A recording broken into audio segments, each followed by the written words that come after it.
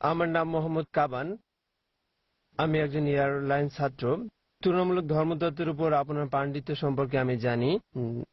এখন আমার প্রশ্নটা খ্রিস্টান ধর্মের উপর। অনেক খ্রিস্টান বলে যে যিশু ঈশ্বর। আপনি বাইবেল থেকে কোনো প্রমাণ দেখাবেন তা খণ্ডন করার জন্য? ধন্যবাদ আপনাকে। ভাই প্রশ্ন করলেন যে অনেক খ্রিস্টান বলে যীশু খ্রিস্ট ঈসা আলাইহিস সালাম ঈশ্বর ছিলেন, এটা বাইবেল দ্বারা খণ্ডন করা যায় কিনা। উত্তর দেওয়ার আগে কয়েকটা বিষয় পরিষ্কার করতে চাই যে ইসলামই একমাত্র অখ্রিস্টান ধর্ম যেটা যীশু খ্রিস্ট ঈসা আলাইহিস সালামের উপর বিশ্বাস রাখতে নির্দেশ দিয়েছে।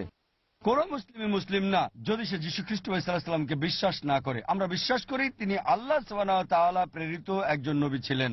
আমরা বিশ্বাস করি তার জন্ম হয়েছিল অলৌকিকভাবে কোনো পুরুষের স্পর্শ ছাড়া, যা অনেক আধুনিক খ্রিস্টানি বিশ্বাস করে না।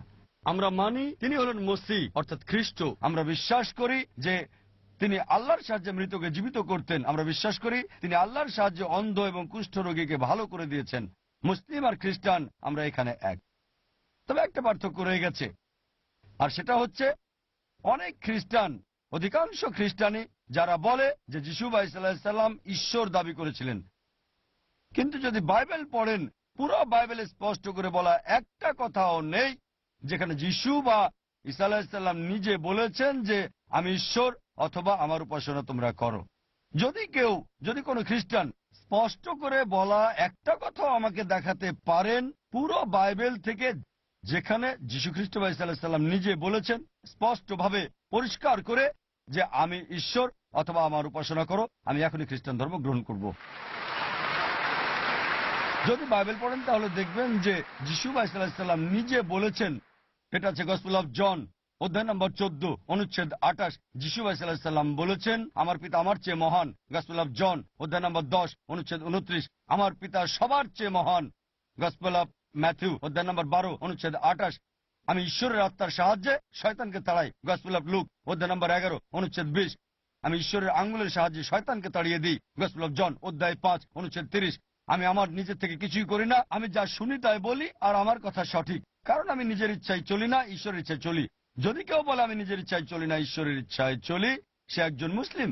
যীশু খ্রিস্ট ঈসা আলাইহিস সালাম তিনি মুসলিম ছিলেন, তিনি কখনোই ঈশ্বর দাবি করেননি। এটা স্পষ্ট করে বলা আছে গসপেল অফ জন অধ্যায় নম্বর 14 অনুচ্ছেদ 24। যীশু ঈসা আলাইহিস সালাম বলেছেন তোমরা যে কথা শোনো সেগুলো আমার না আমার পিতার যিনি আমাকে পাঠিয়েছেন। আরো বলা হচ্ছে বুক অফ অ্যাক্টস অধ্যায় নম্বর 2 অনুচ্ছেদ 22, হে ইসরায়েলবাসী জেনে রাখো নাজারেথের যিশু তোমাদের মধ্য থেকে ঈশ্বর মনোনীত করেছেন বিস্ময় অলৌকিকতা নিদর্শনের মাধ্যমে, যা ঈশ্বর তাকে দিয়ে করিয়েছেন আর তোমরা দেখেছো। তোমাদের মধ্যে একজন মানুষকে ঈশ্বর প্রতিনিধি করেছেন বিস্ময় অলৌকিকতা নিদর্শনের মাধ্যমে, যা ঈশ্বর তাকে দিয়ে করিয়েছেন, তোমরা তা দেখেছো। তাই আমরা বাইবেল পড়লে জানতে পারি যে যিশু ঈসা আলাইহিস সালাম কখনোই ঈশ্বর দাবি করেননি, কখনোই বলেননি যে তিনি ঈশ্বর ছিলেন, বা বলেননি যে তিনি ঈশ্বরের ঔরসজাত সন্তান। তবে আল্লাহ সুবহানাহু ওয়া তাআলার একজন অন্যতম নবী ছিলেন। আশা করি উত্তরটা পেয়েছেন। আপনাকে অনেক ধন্যবাদ।